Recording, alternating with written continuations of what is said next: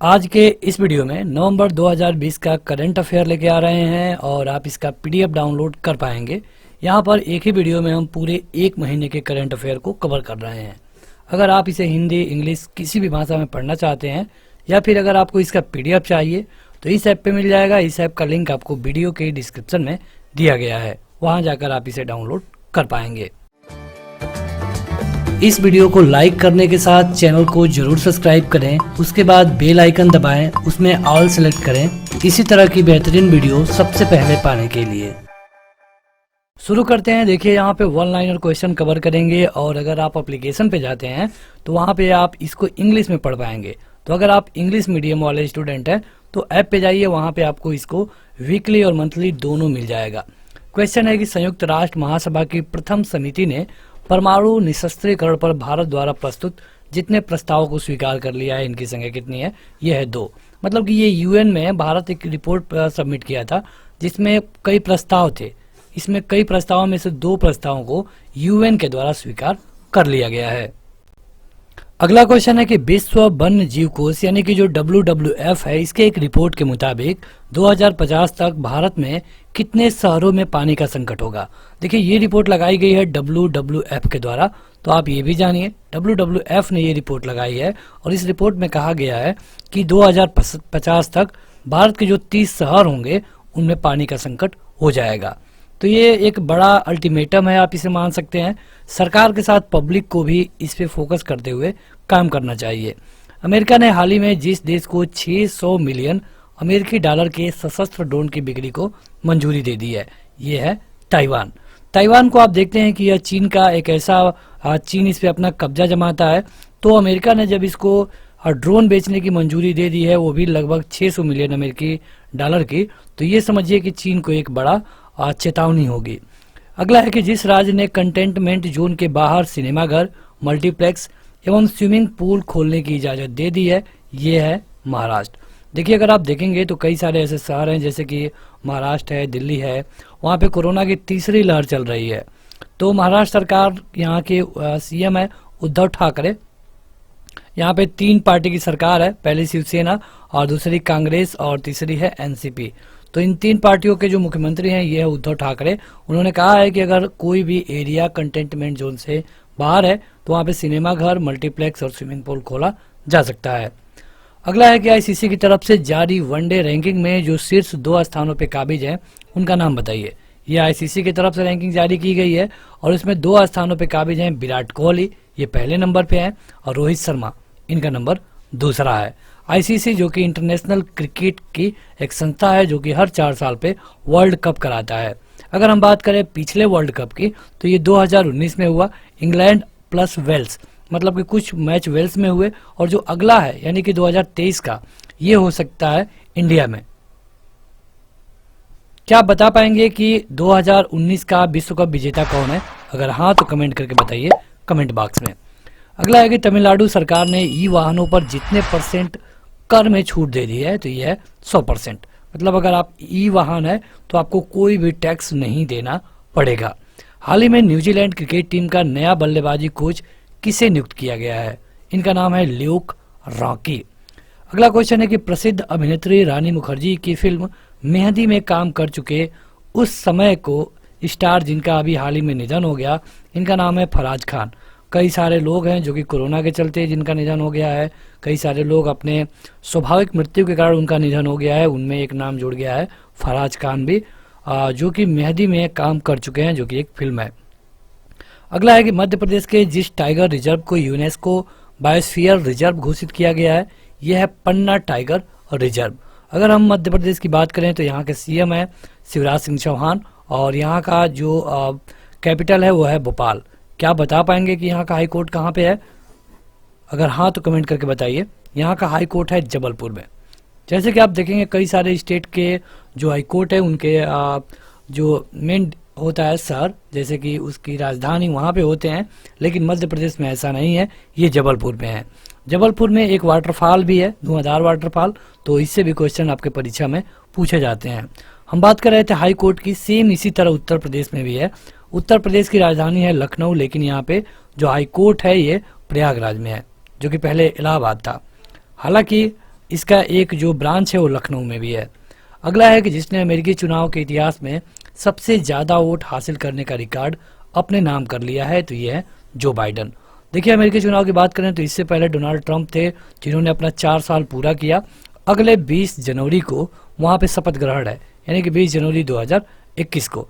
अब 20 जनवरी 2021 को जो नए प्रेसिडेंट होंगे इनका नाम होगा जो बाइडन। अगर इंडिया और अमेरिका की तुलना करें तो इंडिया में प्रेसिडेंट 5 साल का होता है, लेकिन अमेरिका में 4 साल का होता है। इसके अलावा इंडिया का प्रेसिडेंट के पास उतने पावर नहीं होते हैं, लेकिन अमेरिका के प्रेसिडेंट के पास बहुत ज़्यादा पावर होते हैं। अगला है कि वह राज्य जो कि जीएसटी क्षतिपूर्ति की कमी को पूरा करने के लिए लगभग 1.1 लाख करोड़ रुपए उधार लेने के लिए असंतुष्ट राज्य या फिर केंद्र शासित प्रदेशों में दूसरा विकल्प बन गया, यह है राज्य। देखिए होता क्या है कि जो भी जीएसटी में पैसा कलेक्ट होता है केंद्र सरकार के पास, उसमें से कहा गया था जब जीएसटी आई थी कि अगले 5 साल तक के लिए केंद्र सरकार राज्यों को उनका मुआवजा देगी। कोरोना के चलते भारी नुकसान हुआ और कई राज्यों की क्षतिपूर्ति नहीं मिल पाई है, तो इसके लिए जो राजस्थान है इसने उधार लिया है लगभग 1.1 लाख करोड़ का। राजस्थान के सीएम है अशोक गहलोत और इनकी जो इसकी राजधानी है यह है जयपुर, मतलब कि राजस्थान की राजधानी है जयपुर। राजस्थान में कांग्रेस की सरकार है। अगला क्वेश्चन है कि जिस राज्य ने आशा कार्यकर्ताओं के लिए लगभग 57 करोड़ रुपए पैकेज की घोषणा की है, ये राज्य होगा महाराष्ट्र। महाराष्ट्र की कैपिटल है मुंबई, इसको भारत की आर्थिक राजधानी भी बोलते हैं। जिस राज्य ने स्पंज आयरन और स्टील क्षेत्र में निवेश के लिए एक नई औद्योगिक नीति पेश की है, यह है छत्तीसगढ़। चलिए कमेंट करके बताइए छत्तीसगढ़ के नए सीएम कौन है। छत्तीसगढ़ के नए सीएम कौन है, आप अपना उत्तर कमेंट करके बताइएगा कमेंट बॉक्स में। अगला है कि वह बैंक जिसने चालू वित्त वर्ष की दूसरी तिमाही में अपने लाभ में लगभग 52% की वृद्धि दर्ज की है, यह है भारतीय स्टेट बैंक, जो कि आरबीआई का एक सबसे बड़ा बैंक माना जाता है। देखिए आरबीआई वैसे तो बैंकों का बैंक है और इसको हिल्टन यंग कमीशन के सिफारिश पे 1935 में बनाया गया, जिसको 1949 में राष्ट्रीयकृत करके बैंकों का बैंक बना दिया गया। अगला है कि भारत ने खगोल विज्ञान के क्षेत्र में वैज्ञानिक एवं तकनीकी सहयोग विकसित करने के लिए किसके साथ एक समझौता ज्ञापन पर हस्ताक्षर किया है, तो ये होगा स्पेन। तो अगला क्वेश्चन है कि हाल ही में राष्ट्रपति विद्या देवी भंडारी ने जिसे नेपाली सेना के जनरल के मानद रैंक से सम्मानित किया है, उनका नाम क्या है। देखिए अभी अभी हमारे जो सेना प्रमुख है जिनका नाम है MM नरवणे, यानी कि मनोज मुकुंद नरवणे, ये गए थे नेपाल दौरे पे। अभी आपने देखा कि 1-2 महीने पहले नेपाल से काफ़ी तनातनी थी भारत की, लेकिन इसके बाद सेना प्रमुख का ये दौरा काफ़ी कुछ सही करके आया। तो जनरल प्रमुख जब वहाँ पे गए थे तो नेपाली जो प्रेसिडेंट हैं विद्या देवी भंडारी, इन्होंने वहाँ के जनरल के मानद रैंक से इनको नवाजा। अगला है कि भारतीय मूल की प्रियंका राधा कृष्णन को हाल ही में जिस देश में मंत्री बनाया गया वो देश कौन सा है, तो ये है न्यूजीलैंड। ये भारतीय मूल की हैं, इनका नाम है प्रियंका राधा कृष्णन। अगला है कि ओपन इरा में 1000 मैच की जीत दर्ज करने वाले चौथे टेनिस खिलाड़ी का नाम बताइए, तो इनका नाम है राफेल नडाल। क्या आप बता पाएंगे कि राफेल नडाल का संबंध किस खेल से है? अगर हाँ तो कमेंट करके बताइएगा कमेंट बॉक्स में। इस वीडियो के लिए आपका ये दूसरा क्वेश्चन होगा। अगला है कि वह राज्य या फिर केंद्र शासित प्रदेश जो कि राजस्थान के बाद पटाखों पर प्रतिबंध लगाने के लिए दूसरा राज्य बन गया। देखिए ये बात हो रही है दीपावली के बारे में। अभी आपने देखा कि नवंबर में ही दीपावली थी, तो यहाँ पे कई राज्य और केंद्र शासित प्रदेश पटाखों पे बैन किए थे, जिसमें से पहला था राजस्थान, दूसरा हो गया दिल्ली जो कि एक यूनियन टेरिटरी है। यहाँ के सीएम है अरविंद केजरीवाल, इनकी पार्टी है आम आदमी पार्टी। विश्व सुनामी जागरूकता दिवस हर साल 5 नवंबर को मनाया जाता है, जिससे लोगों को सुनामी के बारे में जागरूक किया जा सके। जिन 2 देशों की नौसेनाओं ने संयुक्त रूप से कैरेट नौसेना का अभ्यास किया, यह है बांग्लादेश और अमेरिका। बांग्लादेश अमेरिका मिलकर के यहाँ की जो नौसेना है एक अभ्यास करती है और इसका नाम होता है कैरेट। कई बार इस तरह के क्वेश्चन पूछे जाते हैं। मुंबई पोर्ट ट्रस्ट का जो नया अध्यक्ष बनाया गया है, इनका नाम है राजीव जलोटा। आगे बढ़ते हैं तो अगला है कि राजस्थान और जिस देश की राज्य सरकार ने हाल ही में कोरोना वायरस का हवाला देते हुए दिवाली पे होने वाले पटाखों की बिक्री और आतिशबाजी पे प्रतिबंध लगाया। सबसे पहले राजस्थान लगाया था, बाद में दिल्ली और उसके बाद से उड़ीसा भी। अगला है कि जिस आईआईटी ने कोविड-19 वायरस के बारे में जागरूकता फैलाने के लिए आईआईटीएम कोविड गेम विकसित किया है, यह है आईआईटी मद्रास। मतलब कि आईआईटी मद्रास ने एक गेम बनाया है आईआईटीएम कोविड, जिससे आपको कोविड-19 के बारे में जागरूक किया जा रहा है। ऑस्ट्रेलिया के जो एक डॉन टैलबोट हैं, वहाँ के तैराकी कोच हैं और इनका निधन हो गया। ये पहले तैराकी कोच थे, इनका अब निधन हो गया है। जिस देश के मार्लन सैमुअल ने क्रिकेट के सभी प्रारूपों से संन्यास ले लिया, ये थे वेस्ट इंडीज के। मार्लन सैमुअल वेस्ट इंडीज के एक महान खिलाड़ी थे। ये किस खेल से संबंधित है? तो क्रिकेट। ये भी क्वेश्चन पूछा जा सकता है। अगला है कि पद्म पुरस्कार से सम्मानित वायलिन वादक का हाल ही में 92 वर्ष की उम्र में निधन हो गया। इनका नाम था TN. Krishnan. TN. Krishnan violin बजाते थे और इनको पद्म पुरस्कार भी मिल चुका था। 92 साल की उम्र में इनका निधन हो गया 2020 में। केंद्र सरकार ने अभी अभी वायु गुणवत्ता सुधारने की दिशा में काम करने के लिए लगभग 15 राज्यों को 2200 करोड़ रुपए की पहली किस्त जारी की है। यहाँ 15 राज्य है। आप देखेंगे कि यूपी और इसके अलावा हरियाणा, इस तरह के स्टेटों में जो पराली जलाया जाता है उसको लेकर के दिल्ली पे दोहरी मार पड़ी है। तो इसके लिए लगभग 15 स्टेटों को टारगेट किया गया है और लगभग 2200 करोड़ रुपए की पहली किस्त जारी की गई केंद्र सरकार के द्वारा। हाल ही में भारत ने गिलगिट बाल्टिस्तान को प्रांतीय दर्जा देने वाले पाकिस्तान के फैसले को खारिज कर दिया है। मतलब पाकिस्तान जो पीओके है, जिसमें कि गिलगिट और बाल्टिस्तान है, इसको एक प्रांतीय दर्जा दिया। कहा कि अब यहाँ पे चुनाव कराया जाएगा, तो इसको लेकर के भारत ने इसके फैसले को खारिज किया। भारत कहा कि वो एक विवादित एरिया है और आप उसे अपना प्रांतीय दर्जा नहीं दे सकते। अगला है कि भारतीय रेलवे ने हाल ही में जिस अभियान की शुरुआत की, जिससे कि ट्रेन में अकेली महिला को यात्रा के दौरान पूर्ण सुरक्षा और हर संभव सहायता दिया जाएगा, ये है मेरी सहेली। भारतीय रेलवे के द्वारा एक ये बड़ा कदम माना जा सकता है। अगला क्वेश्चन है कि हाल ही में जिस देश के पूर्व प्रधानमंत्री मेसूत इल्माज का निधन हो गया, ये थे तुर्की के। देखिए, भारत और तुर्की के रिश्ते काफ़ी कड़क रहे हैं, काफ़ी अच्छे नहीं रहे हैं। तो जो तुर्की के ये पूर्व प्रधानमंत्री हैं, इनका नाम है मेसूत इल्माज। चेन्नई सुपर किंग के जो शेन वाटसन है, उन्होंने अब क्रिकेट के सभी प्रारूपों से संन्यास ले लिया है। जैसा कि आपने देखा कि इस बार चेन्नई सुपर किंग अच्छा परफॉर्म नहीं कर पाई, तो इससे आहत होकर या फिर शेन वाटसन का खुद का भी परफॉर्म उतना खास नहीं रहा, तो अब उनकी उम्र 41 से ऊपर भी हो चुकी है, तो उन्होंने संन्यास ले लिया क्रिकेट के सभी प्रारूपों से। अपने देश के जो मैच हो रहे थे उससे तो संन्यास ले ही चुके थे, लेकिन वो T20 IPL जैसे मैच खेल रहे थे। अगला है कि इंडिया इंटरनेशनल फिल्म फेस्टिवल यानी कि IIFFB में लाइफ टाइम अचीवमेंट अवार्ड 2020 जिसे सम्मानित किया गया, इनका नाम है ओम पुरी को मिला है। अगला क्वेश्चन है, केंद्रीय मंत्रिमंडल ने हाल ही में भारत और जिस राष्ट्र के बीच सूचना और संचार प्रौद्योगिकी क्षेत्र में सहयोग का विस्तार देने के लिए MOU को मंजूरी दी है, यह है जापान। यानी कि भारत और जापान मिलकर के आपस में सूचना और संचार प्रौद्योगिकी के क्षेत्र में अब काम करेंगे। इसके अलावा देखिए, भारत की एक बैठक हुई है 29 अक्टूबर 2020 को। यह 8वें संयुक्त आयोग की बैठक थी और भारत ये बैठक करता है मैक्सिको के साथ। बस आप ये जानिए कि भारत की जो मैक्सिको के साथ बैठक हुई है, ये 8वीं संयुक्त आयोग की बैठक थी।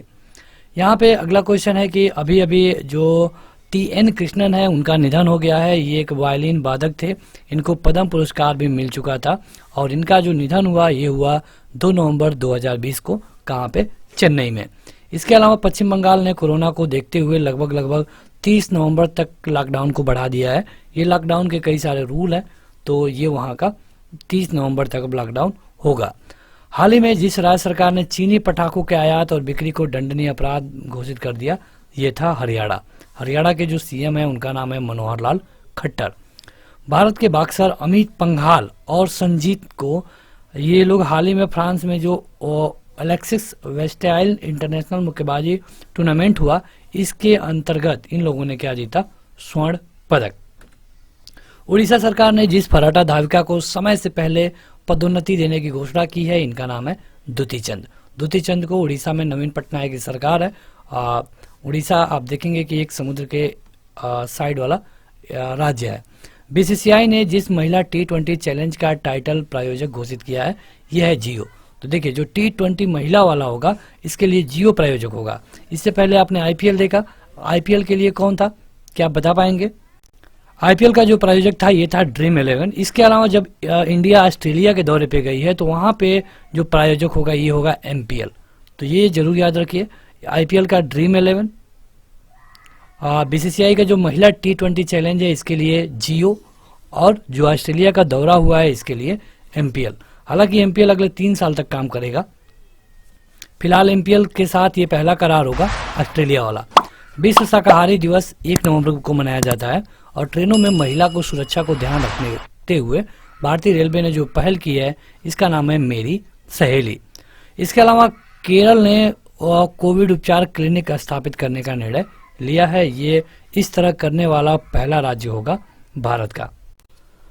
तो अगला क्वेश्चन है कि दुनिया के जिस देश की अर्थव्यवस्था ने चालू वित्त वर्ष की तीसरी तिमाही में लगभग 33% की आर्थिक वृद्धि दर्ज की, यह है अमेरिका। देखिए हुआ क्या था कि जब कोरोना को लेकर के हर जगह की अर्थव्यवस्था माइनस में जा रही थी, लेकिन अमेरिका की अर्थव्यवस्था की जो तीसरी रिपोर्ट थी ये लगभग 33% ऊपर ग्रो हुई। अगला क्वेश्चन है कि 29 अक्टूबर 2020 को जिस देश में भीषण आतंकी हमला हुआ ये था फ्रांस। भारत के जिस सब्जी के बीजों के निर्यात पे प्रतिबंध लगा दिया गया है यह है प्याज। प्याज का जब रेट हाई होने लगा था तो भारत सरकार इस पे काम करते हुए इसके निर्यात पे प्रतिबंध लगा दिया ताकि इसका रेट ना बढ़े। अगला है कि तमिलनाडु में एक ऐसा विधेयक को मंजूरी दे दी गई है जिसमें कि सरकारी स्कूल के छात्रों को चिकित्सा प्रवेश में लगभग 7.5% आरक्षण प्रदान किया जाएगा। ये मतलब सरकारी स्कूल के प्रति लोगों का रुझान बढ़ाने के लिए ऐसा किया गया। भारत और जिस देश के बीच वार्षिक द्विपक्षीय व्यापार में लगभग 0.7 बिलियन डॉलर का है यह है ग्रीस। आगे बढ़ते हैं, अगला क्वेश्चन है कि हाल ही में जिस राज्य ने दक्षिणी भाग यांग में केसर के पौधों में पुष्प का विकास शुरू किया है ये होगा सिक्किम। अगला है कि दिल्ली सरकार ने अभी जो भी वाहन है उसको प्रदूषण कम करने के लिए एक अभियान चलाया है, यह है रेड लाइट ऑन तो गाड़ी ऑफ। ये अभियान चलाया गया है दिल्ली सरकार के द्वारा, सीएम है अरविंद केजरीवाल। अगला है कि बहरीन के प्रिंस खलीफा बिन सलमान अल खलीफा का 84 साल की उम्र में निधन हो गया। इनका नाम याद रखिए, ये बहरीन के प्रिंस थे तो इनका 84 साल की उम्र में निधन हो गया। काश पटेल ये भारतीय मूल के ऐसे अमेरिकी व्यक्ति हैं जिनको कि चीफ ऑफ स्टाफ के रूप में नामित किया गया है। इनका नाम है काश पटेल, ये अमेरिकी हैं लेकिन भारतीय मूल के हैं। वर्ल्ड निमोनिया डे मतलब कि विश्व निमोनिया दिवस मनाया जाता है हर बार 12 नवंबर को। अगला क्वेश्चन है कि भारत के जिस प्रसिद्ध लेखक को हाल ही में Tata literature life time achievement award से सम्मानित किया गया है, इनका नाम है रस्किन बॉन्ड। वह देश जिसके अग्रणी विश्वविद्यालय में संयुक्त रूप से आईआईटी गुवाहाटी के साथ एक जल केंद्र शुरू किया है ये होगा ऑस्ट्रेलिया। ऑस्ट्रेलिया दुनिया का सबसे छोटा महाद्वीप भी है। एक अंतर्राष्ट्रीय संगठन FAO है जो कि एक खाद्य गठबंधन शुरू किया है। मुंबई इंडियंस ने इस बार के आईपीएल को भी जीत लिया। इसके साथ ये 5 बार सबसे अधिक बार आईपीएल जीतने वाली टीम बन गई है। 4 बार चेन्नई भी जीती है लेकिन 5 बार आईपीएल जीत करके मुंबई ने एक नया इतिहास बनाया है। यहाँ पे देखिए तो अगला है कि वित्त मंत्री जो निर्मला सीतारमण है, इन्होंने कोविड टीके पे शोध के लिए जैव प्रौद्योगिकी विभाग को लगभग 900 करोड़ रुपए अनुदान देने की घोषणा की है। बढ़ते हैं आगे। अगर आप चाहते हैं इसे इंग्लिश में पढ़ना या फिर इसका पीडीएफ डाउनलोड करना तो आप ऐप पे जाके इसको हिंदी में या फिर इंग्लिश में पढ़ पाएंगे। वहां जाकर आप इसका पीडीएफ भी डाउनलोड कर सकते हैं, लिंक वीडियो के डिस्क्रिप्शन में और पहले कमेंट बॉक्स में मिल जाएगा। अगला क्वेश्चन देखते हैं कि पंजाब और झारखंड ने अभी जो भी सीबीआई को आम सहमति दे दी गई थी उसको वापस ले लिया है। और अभी आपने देखा कि सुप्रीम कोर्ट का फैसला भी आया था कि बिना राज्य सरकार के परमिशन के आप किसी भी मामले में उस सरकार में जाकर के जांच नहीं कर सकते हैं। ये एक तरह से बड़ा फैसला था राज्यों के लिए। हाल ही में जिस देश के खोजकर्ता ग्रेट बैरियर रीफ 500 मीटर लंबी प्रवाल भित्ति की खोज की है, ये कहाँ के खोज करता है? ये है ऑस्ट्रेलिया के। यहाँ पे हमने इस क्वेश्चन को कवर कर लिया। अगला है कि जिसे हॉकी इंडिया के अध्यक्ष के रूप में निर्विरोध चुना गया है, इनका नाम है ज्ञानेंद्रो निंगोबम। इनको हॉकी इंडिया का अध्यक्ष बनाया गया है। अगर बीसीसीआई के हेड की बात करें तो बीसीसीआई यानी कि क्रिकेट बोर्ड के अध्यक्ष कौन है? सौरभ गांगुली। अगला है कि हाल ही में जिस देश के क्रिकेट बोर्ड ने पहली बार महिला निदेशक की नियुक्ति की है, ये होगा भारत का पड़ोसी देश पाकिस्तान। अगला क्वेश्चन है कि हाल ही में जिस देश ने H1N2 वायरस से संक्रमित मानव के पहले मामले की सूचना दी है, जो कि एक स्वाइन फ्लू के जैसे होता है, तो ऐसा मामला देखने को मिला है कनाडा में। कनाडा की कैपिटल है ओटावा। देखिए वहां पे एक नया वायरस मिला है, अभी चीन वाला वायरस खत्म ही नहीं हुआ तब तक एक नया वायरस आ चुका है, नाम है H1N2 वायरस। पहला मामला कनाडा में मिला है। जिस राज्य में मछुआरों को बेहतर आजीविका के लिए परिवर्तनम योजना शुरू की वो है केरल। अभी हाल ही में केरल के बाद जिस भारतीय राज्य ने सीबीआई को राज्य सरकारी द्वारा दी गई सामान्य सहमति वापस ले ली है झारखंड। यानी कि अब कोई भी सीबीआई की टीम केरल और झारखंड में बिना राज्य सरकार से परमिशन लिए हुए नहीं जा सकती। जिस देश की अदालत ने जेडीयू चीफ हाफिज सईद को 10 साल की सजा सुनाई है, ये देश है पाकिस्तान। हालांकि केवल एक ये दिखावा है, ऐसा कुछ होगा नहीं, अगर होता भी है तो जेल केवल कहने का होगा। सरकार को विवाद से विश्वास स्कीम के तहत कुल कितनी कर राशि प्राप्त हुई है? ये है 72,480 करोड़ रुपए।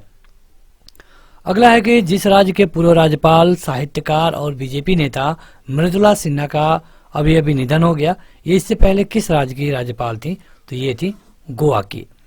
यूएई यानी कि संयुक्त अरब अमीरात ने जितने देशों के आगंतुकों के लिए अस्थायी रूप से वीजा जारी करने पर रोक लगा दी है, यह है 12 देश।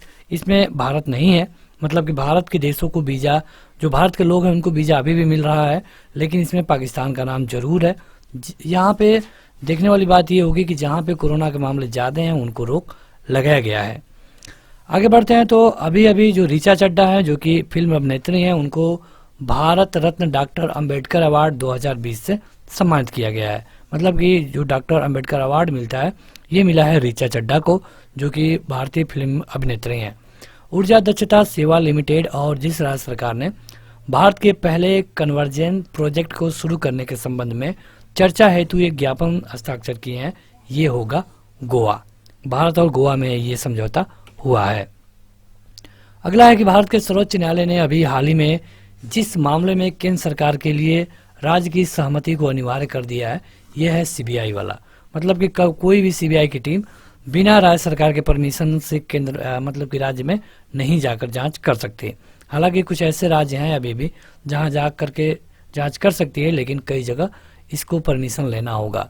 नवनिर्वाचित 17वीं विधानसभा के प्रोटेम स्पीकर के तौर पे किसने शपथ ली है? तो इनका नाम है जीतन राम मांझी, जो कि बिहार के पूर्व सीएम भी हैं। यूएई ने विदेशी पेशेवरों के लिए गोल्डन वीजा को जारी करने की घोषणा की है। इसकी अवधि कितनी होगी? ये होगी 10 वर्ष। मतलब अगर आप किसी भी क्षेत्र में पेशेवर हैं तो आपको गोल्डन वीजा मिल सकता है, और ये आप 10 साल के लिए एक ही वीजा पे आप रह पाएंगे। केंद्र सरकार ने हाल ही में ईडी के निदेशक संजय कुमार मिश्रा का कार्यकाल लगभग 1 साल के लिए बढ़ा दिया है। अंतर्राष्ट्रीय छात्र दिवस यानी कि इंटरनेशनल स्टूडेंट डे हर बार 17 नवंबर को मनाया जाता है। चलिए बताइए कमेंट करके कि 14 नवंबर को क्या मनाया जाता है? हर बार 14 नवंबर को क्या मनाया जाता है?